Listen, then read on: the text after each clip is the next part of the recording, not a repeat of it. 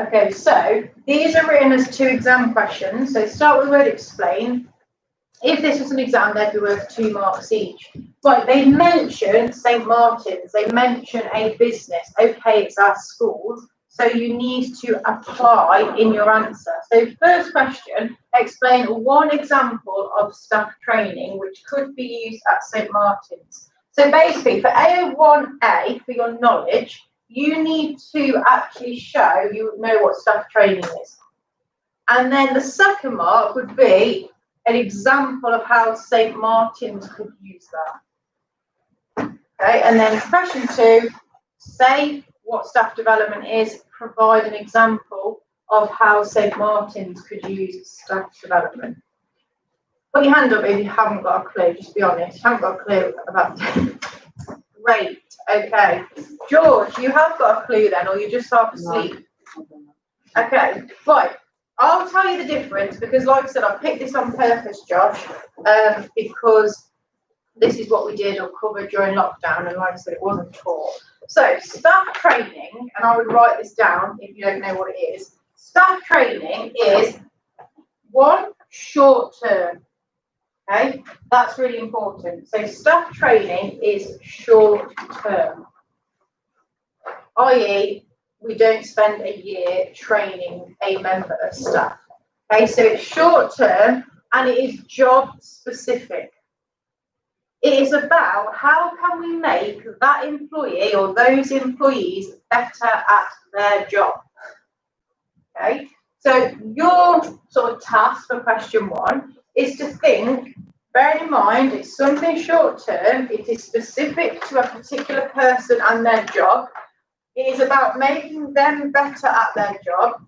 How could St. Martin's use staff training? If you want to, use the classic example of me being terrible at my job, can't work the technology, how could I be trained?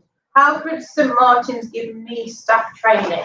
So something short term, very job specific, that would make me a better business teacher. Amy? Is it on the job and off the job? It could be either on the job or off the job. So the school could get me to go, well, I'm giving you answers now, but they could get me to go and observe a teacher that's better than me. A teacher that's good at something I'm bad at. That would be on the job. I'm doing it at my place of work whilst working.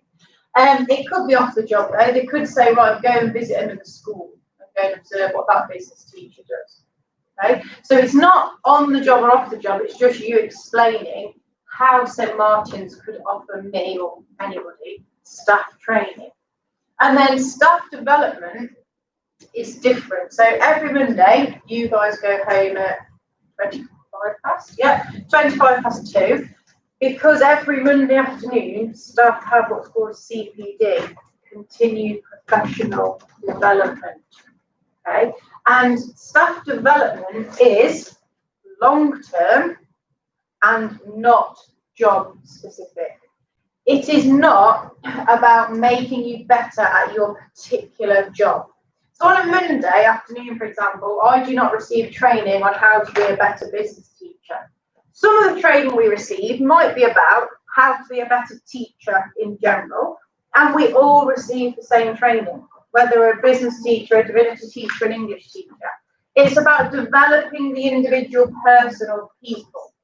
So staff development could be, okay, school is different, but it could be that school pay for me or whoever else. So I know Mr. Carton and Mr. Miles have done this recently. They were doing it last year.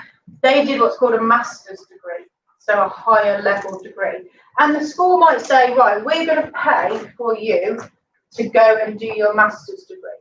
So maybe one day a week, one evening a week, or a few evenings a week, you attend sort of online seminars, lectures, you've got to do your assignments, you've got to do a dissertation, and we'll pay for you to do that. So the school are paying for me to go and do a degree. Right, that's long term, that's going to take a minimum of 1 year to complete. And it's developing me as a person, but it's not necessarily going to make me a better business teacher. Okay, so staff training, short term, very focused on the specific job and how to make the person better at their job. Staff development is long term and it's about developing your staff, literally developing your people, giving them more qualifications, giving them different experiences, allowing them to develop new skills. And when they leave, they then take that obviously with them. And you might think, well, why does a business do that? Why would this school pay for me to go and do a master's degree and then I could leave the following year and then they've wasted their money? But it's about developing your employees. And that does a lot for morale and motivation. You feel valued. Your employer is putting time and money into developing you as a person. Okay, so that's the difference between staff training and staff development. You just need to explain how this school, in the context of a school, how could the school use both of those two? Both the school pay you to do your degree or whatever. Could you, like, once you've done it, leave and then go get a better job? Or do you have to stay there for a bit longer? No, not at all. I couldn't necessarily get a better job because there's no saying just by having a master's degree would make me or allow me to get a better job. But yeah, you can receive staff development and then leave the business. And obviously that's something the business has to accept, but it's just about developing the people and boosting morale, improving motivation, making your workers feel like they're valued. So people would say that staff development and staff training, to be honest, are methods of motivation. Okay? They're not methods specifically that you've had to learn for your exam, but actually training and developing staff does have an impact on their motivation. Okay, without doubt, because you feel like I'm actually valued. They're actually trying to make me better, improve me, develop my skills, give me additional qualifications. Okay, so you contact the school. How could this school use both of those? And in your answers, it must be clear to the examiner, to me, that you know the difference between staff training and staff development. So I'll give you sort of 2 minutes. Now everyone knows what the difference is to answer those two questions. Okay, so you've got to think of specific examples that a school could use and show that you understand what training is and what development is. It doesn't need to be me. You don't need to talk about your terrible business teacher. That was just one example.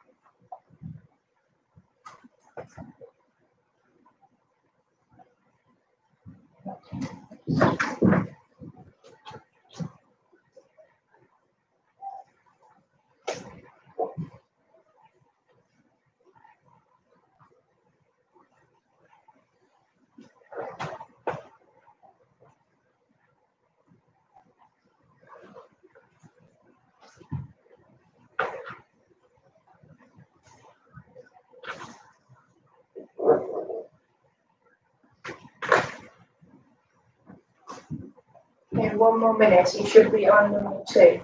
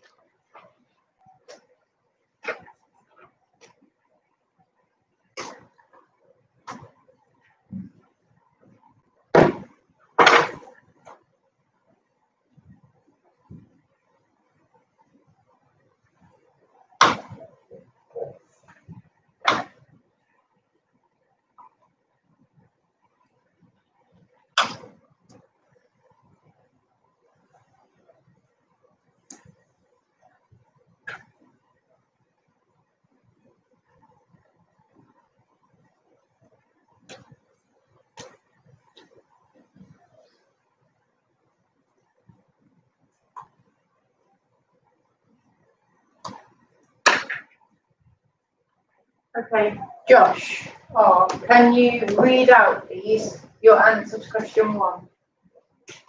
An example of staff training which could be used at St. Martin's is on-the-job training, as they will be directly interacting with students.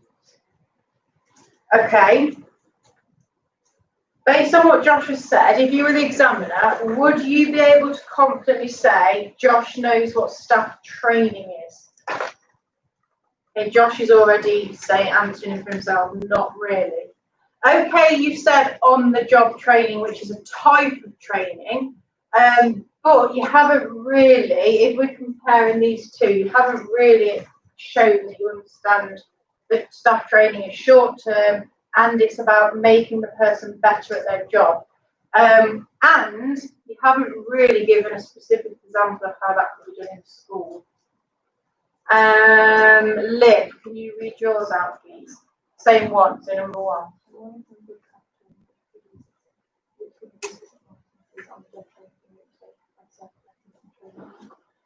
Okay, observe lessons and...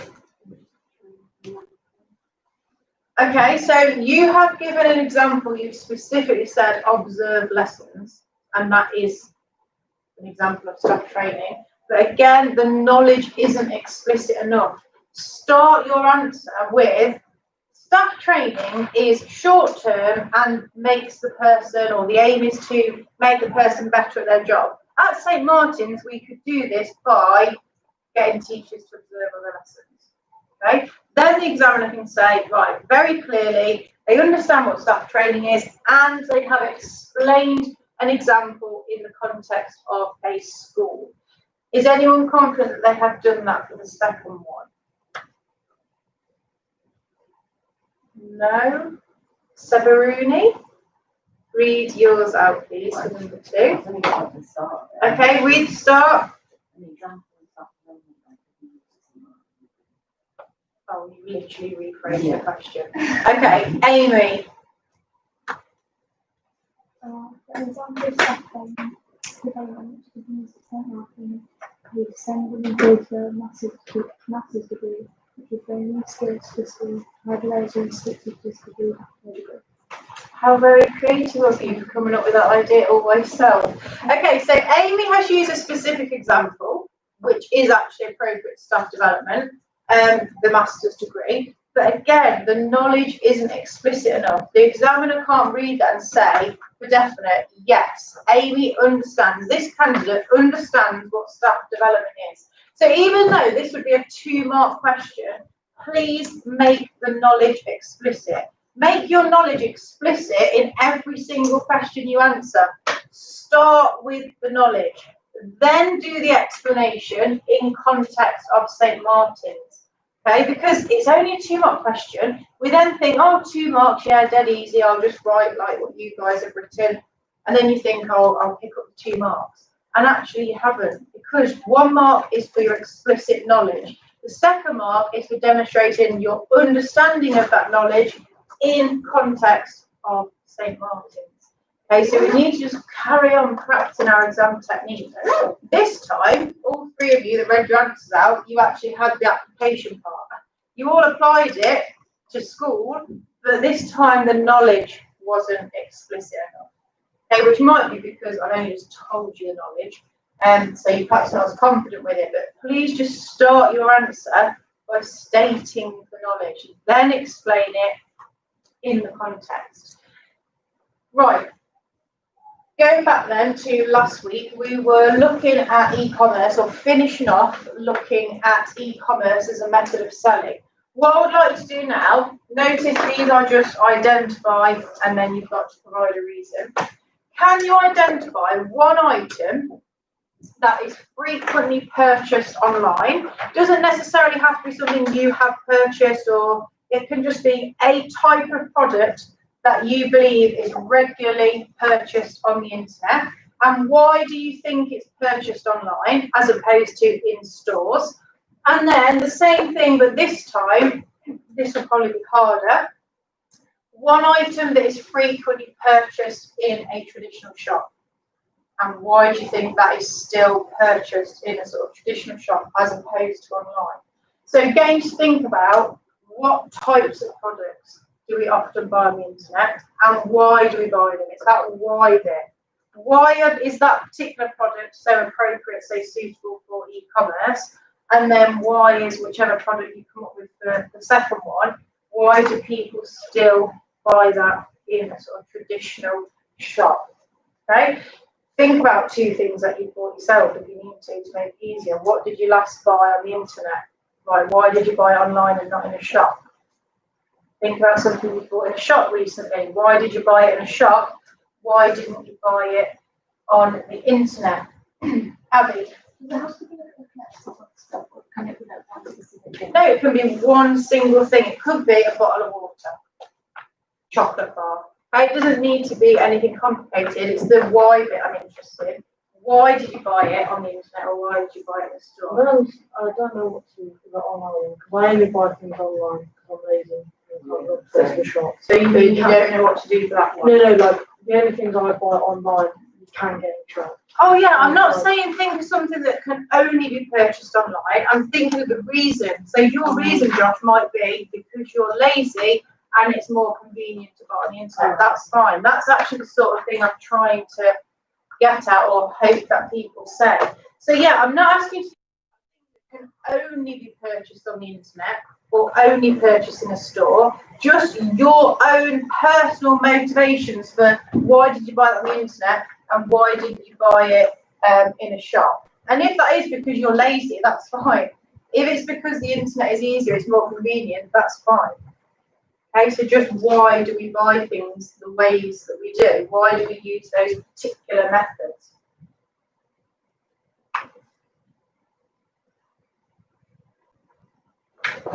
And obviously, come Thursday, when the country goes back into lockdown, well, more and more of us are going to be buying things online, aren't we? Obviously, for different reasons. That's because all non-essential shops are going to be closed again. But still, we will all revert back to sort of buying less on the internet because all the shops are closed. You're so lucky. So everything, I know at Christmas. But I suppose we shop online. I would say last year maybe 80% of the Christmas presents I bought, people were probably bought on the internet. So it won't really make I have everything else in We were on about AirPods. Yes, I said that to Josh. When were we talking about that? That's my birthday. But why was it just you? Oh, because you came early again. It was before the lesson. Was it? I did come early because I actually did this last time, 4 days after my birthday. Yeah, so we all remember when I told Josh basically because of cookies, we thought he was getting AirPods, then he didn't get them, then he said, oh, well, I'll get them for Christmas, and then he didn't. And now you've decided that you didn't want them anyway. Okay, back to this then. Josh. So what are our motivations for buying certain things on the internet or buying certain things in a traditional physical shop? Okay, I'll give you 30 seconds. I don't need you to write me a whole massive paragraph. Just really simple. What was it you bought on the internet or in a shop, and why did you buy it on the internet? Can I read mine out? You can read it out, although I feel like you've already given us your answer, Josh. But yeah. Not the second one. Okay.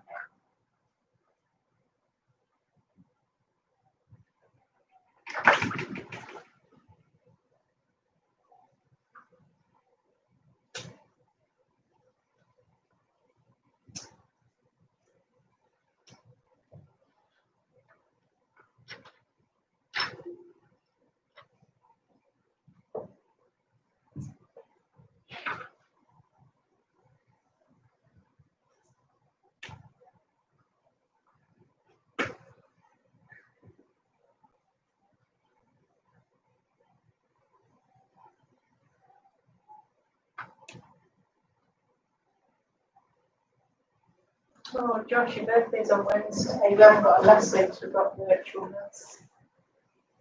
As in, have you told you it's not told you? Wait, we also informal So then. on Wednesday, period 5, that's our lesson. You are in here with me, but we haven't got a lesson.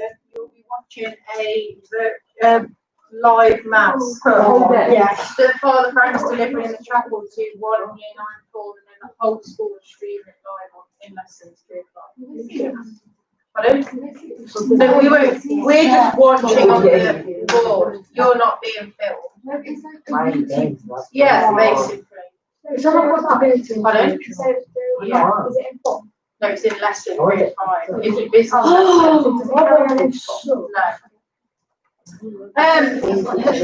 So happy birthday. Okay. So we haven't got the information after the school. Yeah. Will, I can't do it. can you read out, please, or tell us firstly, what is a product that either you have or people frequently purchase online? No, it doesn't have to be what you bought. It could be just generally what do you think people frequently buy online? Tom, George. Okay, clothes are frequently bought online. I would agree. Will's reason is because they're cheaper. We can often get cheaper prices online, and he said it's more convenient. Josh, what you wanted to read your answer for number 2? Yeah, well, so I said clothes because if it doesn't fit, you have to send it back. You go change it in the shop. Okay, another valid point. So we are going to say different things. You could argue that actually some people prefer to buy clothes in the physical store. One, you can try it on, and so if it doesn't fit or you don't like it, you just don't buy it. Or you just say, oh, I need a different size, can I try a different size? Again, COVID times, we're not allowed to try on anything in stores. Yeah, you can try things on if it's on top of other clothes. So if you've got, and if you only have long sleeves, so you could put a coat on top of your clothes, but you can't obviously go to. So if you wear pants on, if you wear pants. Well, no, because they're not covering your whole body, aren't they? Whole skin. Yeah, but it's not. You can put trousers on top of trousers. I don't know why you'd do that. They wouldn't fit properly, would they? Anyway, so yeah, COVID is changing, as we've discussed already, things massively, but let's just pretend it's not happening, ignore it. Yes, you might say, actually, people prefer to buy clothes in a store. Also, some people like to see the clothes, feel them, check the material, and not just buy online, see an image, and then when it arrives, you're like, oh, that is not what I thought it was going to be like. Have it. You for 1 or 2. Yep.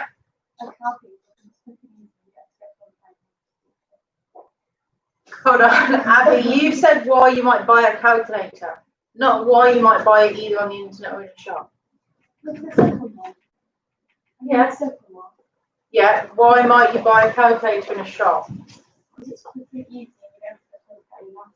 Because if you order it, Oh, sorry. I thought you meant buy a calculator because it makes your maths work quick and easy and then you won't be told off. Oh, okay. So you might buy a calculator in a shop because, again, if you turn up to a shop, so long as it's in stock, so go back to what we talked about click and collect last week, if it's in stock, you've got it instantly. You could have it for your next maths lesson and then you won't get told off by your maths teacher. Rather than ordering it online and thinking, well, I've got to wait however many days now before it is delivered. Right, keep all of these things that you've just said in your mind and what other people have said because it's going to help you in a minute with the next task. Can you draw, well, you don't have to draw a table, you can do 2 lists, you can do 2 mind maps, you can do it however you like, but we are going to look at the advantages and the disadvantages of e-commerce. However, we're going to consider, so I've put in brackets here, the business and the customer. So the advantages of the business of using e-commerce, and then the advantages to the customer of using e-commerce. And then exactly the same, but we'll discuss the disadvantages. So, well, in my answers, that's the maximum number of rows. So you won't need more than what is that? 7, I think. 1, 2, 3, 4, 5, 6, 7. That's why I didn't need a calculator. What? Yeah, just ignore it. Okay, as soon as you've drawn it then, I'll give you until 10 past, so about 6 minutes, Try and fill as many of the rows as you can. Try and write down as many points as you can. But remember, please, I want you to consider the business's perspective and the customers. So why would a business benefit from selling their products online? Why do we as customers benefit from buying them online? So you don't need to be specific now with what types of products you're buying. Just keep it general. The benefits to us and the benefits to the business of buying or selling on the internet, and then exactly the same but disadvantages. What problems do businesses experience when they sell on the internet, and why might we as customers be sort of disadvantaged? So think back to what we've just said about our motivations, our reasons for buying things either in a shop or buying them on the internet. Okay, so now you've got 5 minutes until 10 past. Come up with as many ideas as you can. I don't mind if you want to talk quietly to the person beside you, if you want to share ideas, and then we'll feed back in 5 minutes.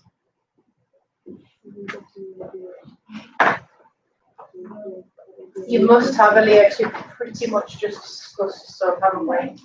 Think, what did Abby say about her calculator? Why would she buy it in a shop and not on the internet? Okay, there you go. So is that an advantage or a disadvantage of e-commerce? There you go, so there's one.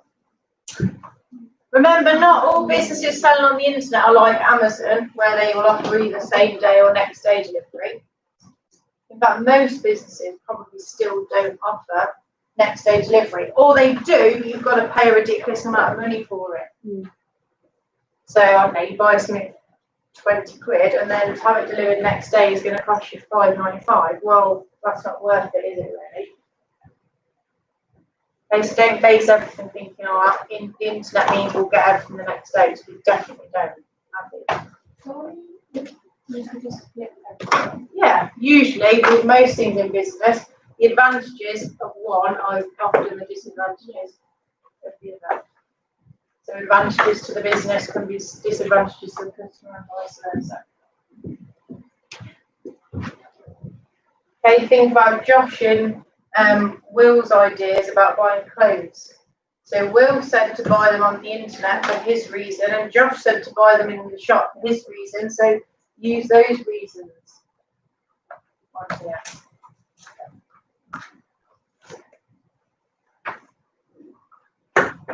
Think about Josh's original point he made, not the one you read out, but why you said you personally buy everything online.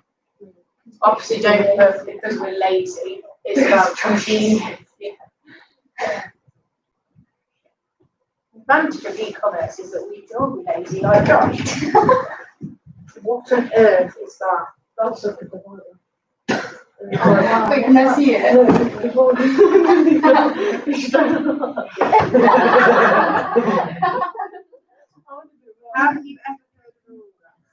Yeah, well, it's in my mind.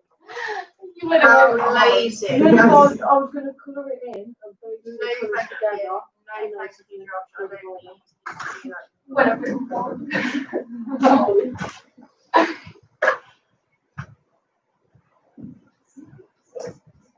You've got 2 minutes. Think of as many as you can. This is something that you all know about. You've all bought stuff on the internet. You've most definitely all bought things in the shop. So what's good about it? What's better about e-commerce and buying things in a shop? Why do so many businesses sell on the internet now and not just in physical shops? Then flip it. Why do we still have businesses like Aldi and Primark who only sell in stores? And there's disadvantages to the business.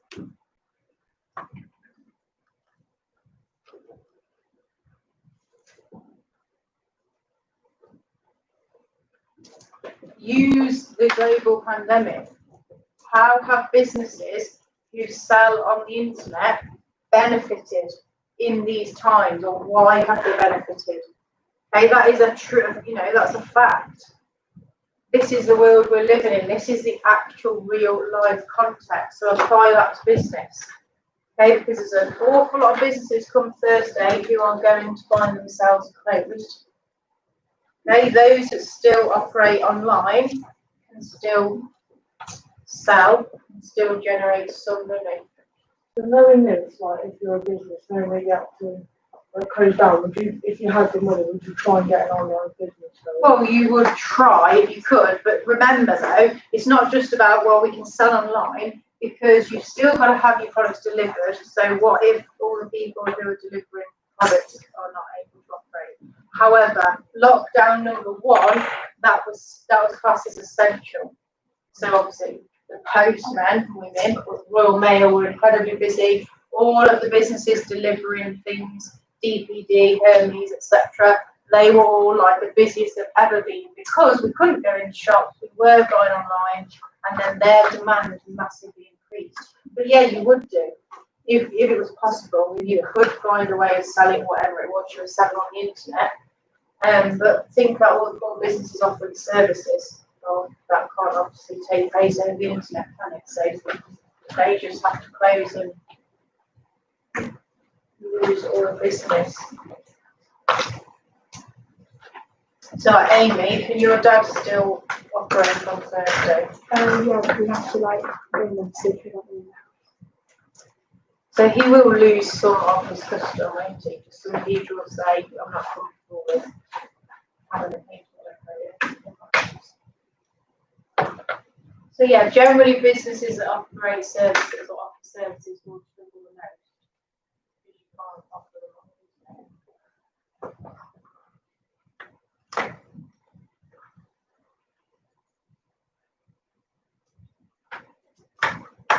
Okay, right, let's share some ideas. Sophie, can you give us an advantage, please? It's cheaper for the customer. Okay, cheaper for the customer. Often, not always, but often, as a customer, we can buy things online cheaper than we could buy the exact same product in a store. Okay, why is that? Because that's another advantage then. Why are things cheaper on the internet than they are in stores? How can the business afford to lower the prices? Okay, if they don't need a physical store, that means what, Abby? If they don't actually have to have a... Okay, if they had a building in the first place that they closed down, they could sell it and get money, yes, but why is selling online generally cheaper? Harrison? Pardon? Okay, but for the business, why is it cheaper for the business to sell products on the internet rather than have an actual shop? Will? Yeah, their overheads, what we call overheads, are significantly reduced. They haven't got to pay rent. They don't have to buy a physical premises. They don't have to pay for staff to work in a shop. They haven't got to pay to have, I don't know, the lights on, the tills on, security potentially. So overheads are significantly reduced, and therefore they can pass on those cost savings to their customers by lowering their prices. What else could we say as an advantage? Abby? It can be slower. Okay, is that a good thing? Or? No, sometimes it's slower. Okay, so you're... No, that's a disadvantage. Yeah, don't worry. Okay, we'll take your disadvantage, and if you haven't got it, you can add this. So slower for who, Abby? Yeah, so for the customers, it can be slower. Yes, Amazon do say they deliver on certain products, but generally speaking, buying on the internet is slower for the customer. The customer has to wait before they receive their product. And so if that's a calculator, your maths teacher is going to get mad because you haven't got a calculator, because you've got to wait for it to be delivered. Was that you then, George? You've been told off to use a calculator. Amazon did deliver it, and then I got paid 22 weeks. That's Amazon. You got behaviour points for 2 weeks? Yeah, right. Every day I didn't have it because they weren't delivering it. Oh, right. Oh, that's harsh, isn't it? Yeah. Pardon? His seconds really likes me. So. Right. Any other? Pardon? Oh, yeah. Watch what you're saying, because Another advantage, Liv. Okay, you can buy and sell 24/7, so that's an advantage for both the business and the customer. We don't have to have opening times. We don't need to close on bank holidays and Christmas Day, etc. We can literally be open and selling our products 24/7. And then equally, as customers, we can buy whatever we want 24/7. If we wake up in the middle of the night, we can't sleep, well, we might start buying stuff on the internet. Or if we work, I don't know, different shift patterns, we might work night shifts, for example, and then we sleep all day long. When the shops are usually open, so we can buy on the internet. Okay, so we can buy and sell 24/7. Any others? We've sort of missed the biggest advantage for businesses.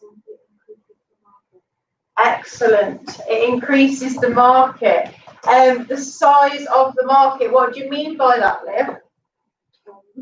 That point that you know, copied potentially.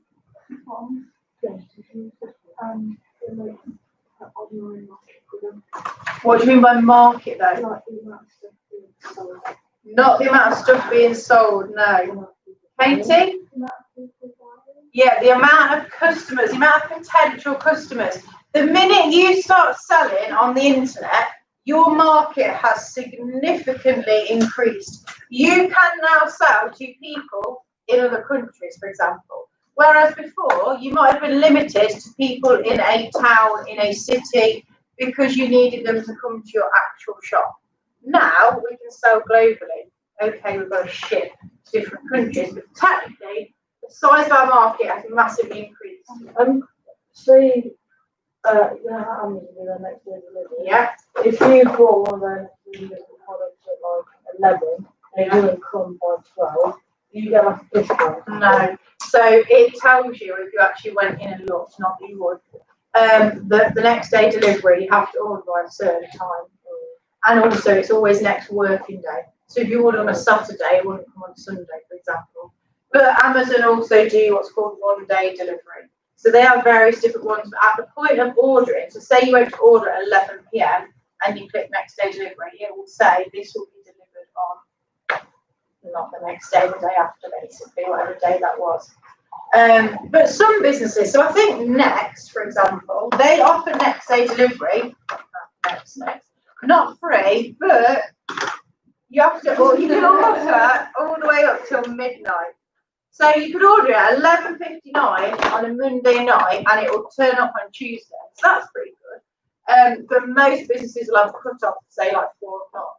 Order by 4 for next day delivery, if not, it'll be the following day. Right, any other advantages? Yeah. Will? Okay, if you order it online, not only are they more likely to have what you want, but you know that they've got what you want, don't they? Because if you go online, it's out of stock, well, obviously you don't buy it and you don't order it. So yeah, you aren't going to have that disappointment where you turn up to a shop to buy something and whatever you wanted to buy is out of stock. The minute you go and try and buy it on the internet, you know if it's in stock or not. Anything else, Abby? Okay, yeah, convenience. We'll say convenience, not if you're lazy. But yes, you're right. If you don't want to leave the house because you are lazy, then you don't have to. Okay, so it is a much more convenient way. You can say something else, Liv? Another excellent, insightful point from your own mind. Yeah. Okay, the cost of selling is usually lower. We've already said that one, Liv. Okay, hold on. So we said reduced overheads, we therefore pass those cost savings on to the customer. Your other one is? Okay, it's easier for customers. When I put my answers on, it will be shocking how similar Liv's are to mine. It's like, you know, she's telepathic and she can read my mind. It's easier for us as customers to compare prices. So let's say, I don't know, give me something we might want to buy. Chocolate bar, we don't really buy clothes. An item of clothing, let's say a particular coat that we want. Right, if we know that 3 different people, 3 different businesses sell that same type of coat, we go on the internet, type in the code, find the best price, buy it from the cheapest person. That's really easy. Whereas if we were going into the actual shops, we have to go into one shop, see how much it was, go into the next one, see how much it was, go into a third one, and then go to the cheapest one. Well, no, we probably wouldn't. We'd just go into that shop, okay, it's there, we'll buy it. So the internet makes it easier for us as customers to compare prices and therefore buy from the person with the cheapest prices. Josh? You can install the free browser honey. You can install the free browser Honey if you want to. Yeah. Helps you compare and access discount codes and things. Yeah, but that is actually a valid point. So, like, I only discovered this year, which I can't believe I only discovered it this year, because I feel like it could have saved me so much money. A website called Discount Teachers, and basically you go onto it, sign in or create an account. You don't actually have to prove, girls, that you're a teacher. So I put in my school email address, but my email address didn't actually have to be the school. You obviously have to say where you work, but who's checking that? And then you're entitled, so, you know, maybe see if you can log on. And then you're entitled to so many discounts from literally like so many places. And some of them are great. Some of them you can get like up to 50%. Apple, before they launched the iPhone 12, you can get 10%, so teachers get 10% off all Apple products. And you just get like a discount code, and then you type it in at the checkout of whatever you're buying. And obviously that's only available because of e-commerce. You couldn't go to an actual shop and say, I'm a teacher, can you give me the discount? It's only available online. However, have any of you seen in the news about Morrison's? Morrison's are now giving teachers, NHS staff and other key workers 10% off for the whole of this month. Amy? Why don't we get student discounts? Okay, so student discounts, I don't know how it works necessarily now, and all shops are different, but when I was a student, we had to actually buy, I think it was like a tenner, was it called an NUT card? Basically, it's a student card, so it would have like your picture, where you went to school or college, and then you'd present that in shops and you'd get discount. So loads of shops offer student discount, but you have to be able to prove you're a student. Why don't we get them? We do. Sure you can. Oh, not secondary school students. Yeah. Oh, you can get it. How do you I don't know, but I like went to a shop and they were like, "Oh, you're a student, right?" And I was like, "Yes, so I'm in high school." Yeah. And then they were like, "Oh yeah, and like, yeah, like put up something." I was like, "Oh, I'll take it." Yeah, loads of places offer student discount, but usually it's when you've left secondary school, so it's college and uni, and you have to provide some sort of ID to say like, oh yeah, here's my ID badge. But I didn't think secondary school students got a student discount. You need to go, yeah. Right, disadvantages then. Aaliyah, give me a disadvantage.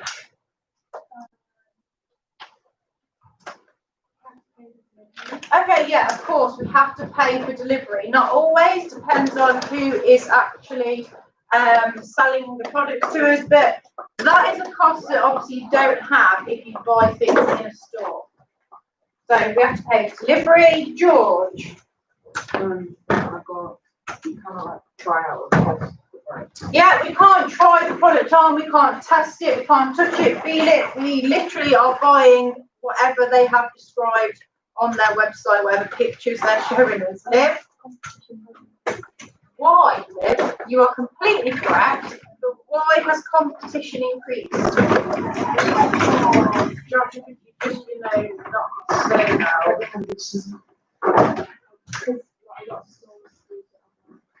Okay, it's linked to your other amazing point that you had, Liv, that because the market has increased, because we can now sell on the internet and we can target people all across the country in other countries, well, so can all the competitors. So we're now in competition with businesses all across the country in other countries. So the competition has increased, as has the size of the market. Severuni. Okay, website has to be updated. Before it's updated, though, what else do we have to do? Sophie, you're going to say something different? Yeah. Okay, say your point. It's more complicated to like return stuff. Okay, yeah, as a customer, it's a bit of a pain when we order something, it's not right, we have to then send it back. Sometimes we have to pay for returns, and then it's a right faff, like, oh, do I have to send this to the post office? Do I have to send it via My Hermes parcel shop or whatever it is. Going back to Severuni though, I can't even remember what you said now, Seb. Oh, before we have to worry about updating our website, what else do we have to do, Amy? Yeah, we actually have to have someone to create the website, to manage it, maintain it, like Seb said. James? You also need to keep it secure. Okay, yeah, major point. We have to keep it secure. We have to protect all of the very, very personal data that is being entered into the website.